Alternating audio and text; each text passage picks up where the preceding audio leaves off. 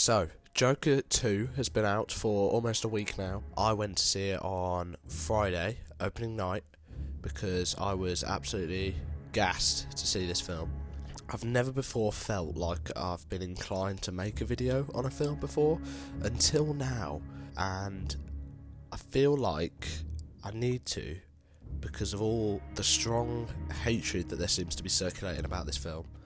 And I just want to share my opinions on it, and I want to explain exactly how I felt watching the film and why I think some of the criticism that's being aimed towards this movie is quite flawed and not exactly fair, because I thought this film was a very, very good movie and a great sequel for the first one. Let me just make this clear. I'm not saying I'm right and you're wrong. You can have your own opinions, but some of the things that I've been reading have been really quite shocking about this film, and I don't think this movie deserves the level of criticism, and flawed criticism at that it's been exposed to over the last week. Every single outlet that I've seen talking about this movie has got something negative to say, and most of it's been all negative, and I really don't think people are giving it the praise that it actually deserves. I'm just going to go into it. Let me go into how I felt when I left the cinema. To be honest, it left me pretty speechless. I was trying to make sense of what I just watched. It was very similar to The Last Joker. The experience that I had afterwards, it took me a few days to process what I've just watched, and I think this movie achieved the exact same feeling afterwards. Firstly, it's a very different take, but we knew it would be because the predecessor was so bold as well, but this is also so bold. The only difference I think with this one is that Todd Phillips had all the backing to go basically all out, with the musical numbers, with the visuals, with the cinematography. Everything was kind of rose to the next level. So let me give you a little rundown of what happens in the film. So spoilers ahead, spoiler warning for anyone who hasn't watched the film. But the movie picks up with Arthur in Arkham as a consequence of his actions in the first film. He's awaiting a court case. He meets a woman in a singing class called Harley in Quinzel, who's played by Lady Gaga in the film. The two fall in love, and then Arthur arrives in court, and his representative is hoping to plead insanity and have the Joker let off with the death penalty that's looming. The prosecutor is Harvey Dent, who blames Arthur for inciting riots in Gotham, which is still going on. Lee encourages Arthur to let Joker out and to create a show out of the court. Arthur gives into this fantasy, and the two share delusions of Joker in musical numbers that are all very far-fetched but visually striking. The guilt and shame gets to Arthur, and he announces on TV the following day that there is no Joker, and Harley subsequently leaves him. Then the courtroom blows up. There's a car bomb outside. Arthur is taken by his supporters, who are dressed as him, as the Joker, but he quickly realises that life is not for him at all. He escapes the car and finds Harley, and she makes it abundantly clear that she wants to leave him and that she wasn't in love with Arthur. She was in fact in love with Joker the whole time. Then we go back to prison, and Arthur's awaiting his death sentence, and then the film's final scene is Arthur being murdered by another inmate in Arkham, who proceeds to carve his face as Arthur bleeds to death on the floor. Now, it's bold, it's a bold plot, it's a bold storyline, and I think it's incredibly brave of Todd Phillips not to have the story that we thought we'd get, but it's unexpected. And being unexpected isn't a negative thing, which some people have already latched onto as a reason to criticise the film. In my opinion, the last thing I'd expect in a Joker sequel, but that's what makes it genius, I think. Let's go into the performances. Joaquin, again, just as good, if not better, as the first Joker. He brings Arthur to life really quite tragically in this film, and he's definitely worthy of getting credit for his acting in this film, which people are not really giving him, which is surprising. Lady Gaga as Harley, I think, is a bit weaker, but still convincing enough not to bring you out of the film. I think she's still quite good.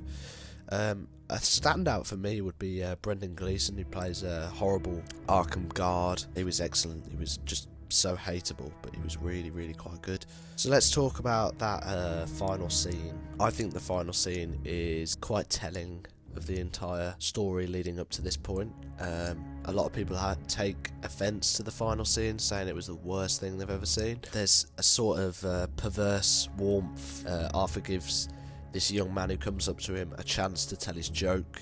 He comes up and tells the joke to him, and you can tell he's nervous. He wants to give this young man a chance that society wouldn't give him when he tried to tell his jokes in the first film. And he smiles and he's proud of him, and in that moment the boy switches up and decides to stab Arthur right in the chest. I think the boy reminded him of him in some sense when he was starting out and telling jokes. But we're accustomed to the running theme that nothing ever goes well for Arthur in this world, so he's stabbed to death by the psychotic young man.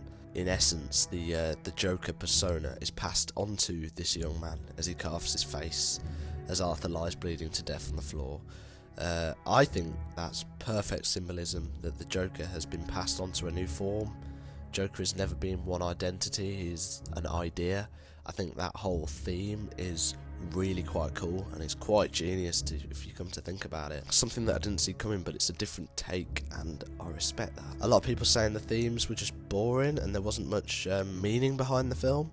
I couldn't disagree more. One of the main themes of the film is dealing with consequences. So you got Arthur in prison, a long-winded court case, threat of death penalty. The world becomes devastatingly real for Arthur in this film. Long gone are the days where he was blinded by what he thought were positive consequences of his actions in the first movie, like being idolised, finally being noticed by the millions of people in Gotham who felt downtrodden. He has to face the music, quite literally, and the moment where Arthur realises that Joker isn't enough to save him from the consequences that he's brought upon himself. Gary's breakdown in the court scene I thought was an incredible scene, and the guy who plays Gary did a really good job. The death of a fellow inmate when he goes back to Arkham and he listens to him getting brutally beaten up by the guards and eventually dying. And he was also attacked by the father of one of his victims, probably one of the rich guys who he killed on the subway. The father of one of them attacks him in the court, and it comes back to that thing where society can embrace bad actions if it's coming from the same side as them. So you got that whole idea which the first Joker was kind of delving into, which is like classism, perverse respects for a murderer who's seen as a martyr. So I thought these themes are as deep as you can get, and honestly they really drive the film home. If we go into the Joker himself, the Joker persona I should say, the brilliant opening Looney Tunes cartoon, The Joker in His Shadow, I thought it was great. It makes you realise that Joker is a construct and Arthur is the only true character under the mask, but no one cares about him or his mental illness, only about the persona. And Gary even says while he's standing as a witness, he says, "This isn't you, Arthur." And I think he really takes that personally, and it's a wake-up call for him. I mentioned facing the music. Singing in this film is a big part of it. It opens the door for a new way of expressing Arthur's emotion. First it was dancing in the first movie, and now it's kind of music and singing. The power in Joaquin's voice during one scene honestly gave me goosebumps. I think it was the one where he's in the prison and he's watching the TV and he bursts into this really powerful song and all the inmates start joining in with him, but it all ended up being fantasy and in his head. He uses music as well to suppress the laughing tic condition which he had in the first movie, which was an obstacle for him in the first film, but less of an obstacle in this film. This is really interesting. This is definitely something that I thought while I was watching it. Well, this is something that I realised when I finished watching it, and it was about a day after I'd watched it, and I kind of realised, oh wow, this is actually quite ironic. Harley Quinn is a metaphor for the audience.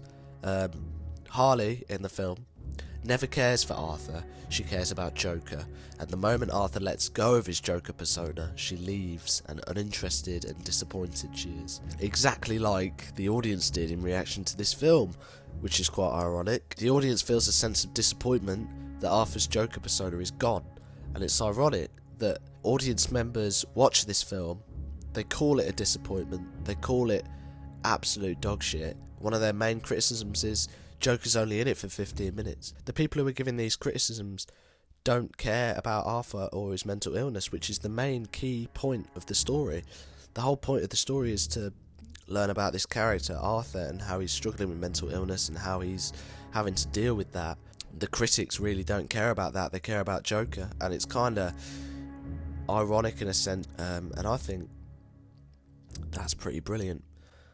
We catch ourselves wanting for more Joker without realising that the Joker is a murderer and that underneath Arthur is a disturbed individual who just needs help, and he can't get it. Arthur's real killer in this film is society itself to an extent. Let's get into my personal criticisms that I've got, some of the things that I didn't quite like about the film. I didn't like the fact that the trailers hyped up Harley so much. I understand Lady Gaga is a big name, and people, I think, were disappointed to find that this is a movie about Arthur, like the first one. But the story's always been about Arthur, and like the first one, it's always followed Arthur and exactly what Arthur's doing and exploring this character. And I think Harley is just an instrument for Arthur to see that the Joker isn't something that he should be latching onto so hard. But I think the trailers really misled people into thinking that Harley was a much bigger part of the film when actually she wasn't. For the sake of narrative progression, every time there's a musical number, narrative progression kind of stops. There's no musical scene actually that advances the plot like most successful musicals do. I think that's mainly down to the fact that Todd Phillips hasn't done anything musically in his repertoire so far. But I think it's you can see past it. It doesn't take you out of the film. It's just it just kind of halts everything in its place for a bit. We have the musical number and then it ends and then we can continue, so I don't think it's an issue. But I really do think that the musical scenes add spectacle, and it advances Arthur's joy when it comes to music, and it's the only thing that Arthur has that is true, really. So let's get into the flawed criticism. Some of the criticism that I've been seeing online that just makes no sense and kind of inspired the fact that I wanted to make this video. Flawed criticism. A lot of people I've been seeing have been saying that it didn't need a sequel. I think that's really quite stupid criticism. It didn't need a sequel. With that mindset, you're not getting any Terminator 2, you're not getting any sequel to the Alien film, Aliens, you're not getting Aliens. Both incredible movies, and wouldn't be, movie lovers would be lost without those movies. Once it was announced that this film was going to get a sequel, some people were obviously hesitant at the idea of them doing a sequel.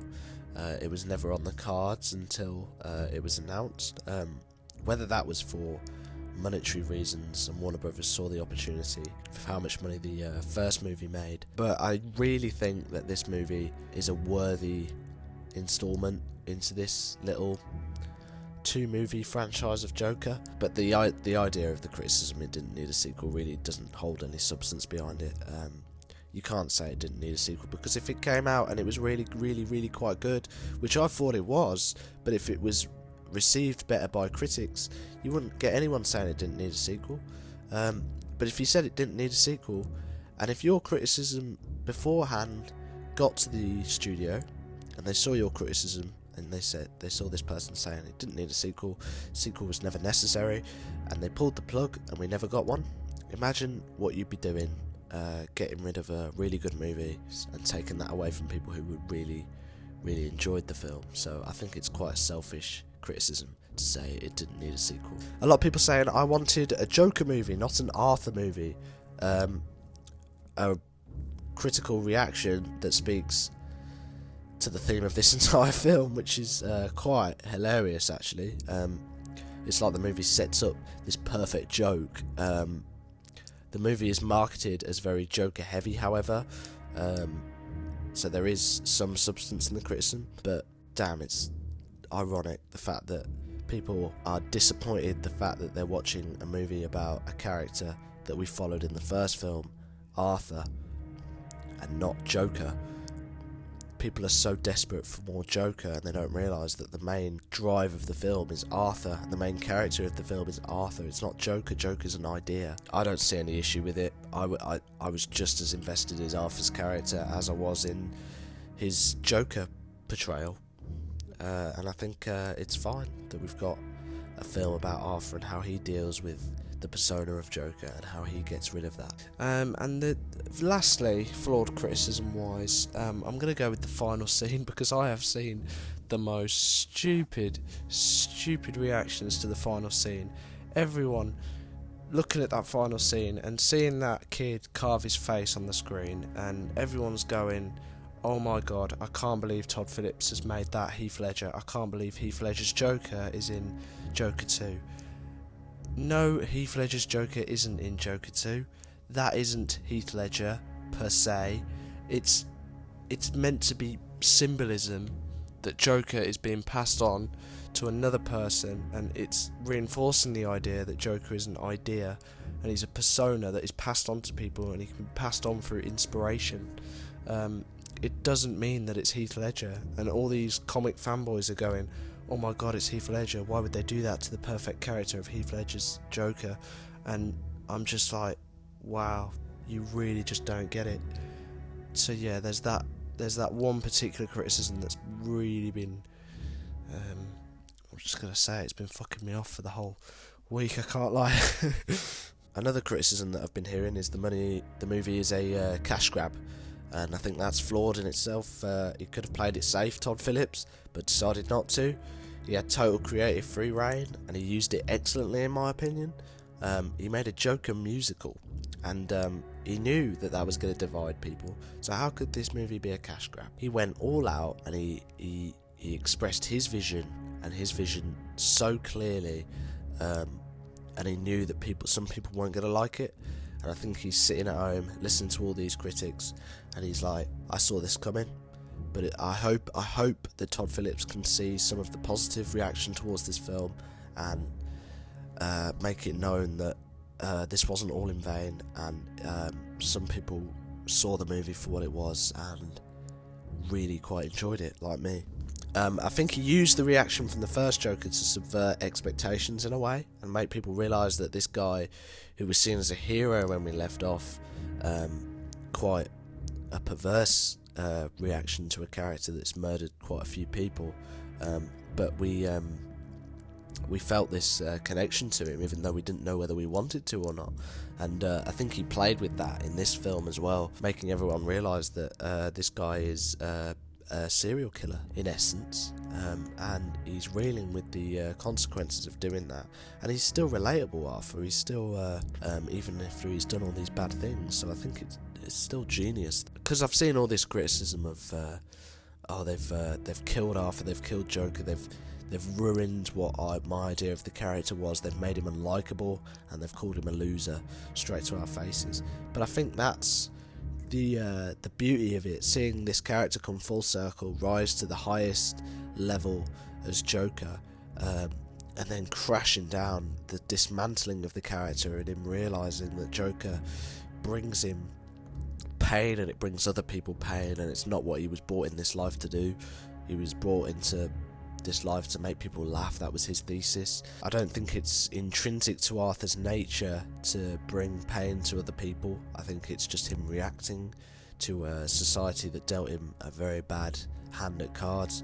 Overall, I thought the movie was an unexpected, daring and bold take on a Joker story, something the first movie was, and this reiterates.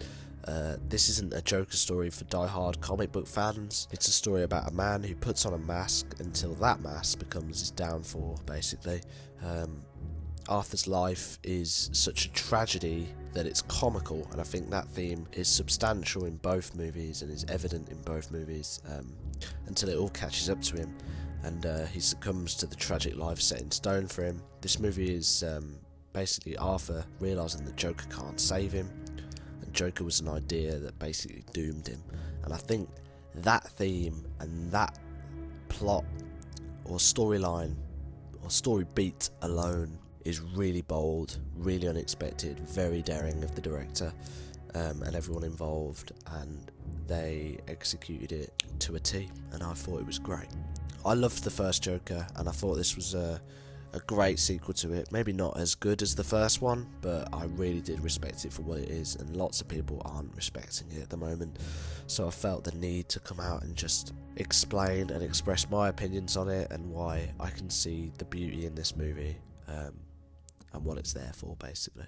That's my review of Joker Folie à Deux. But I'm curious to see what you all think.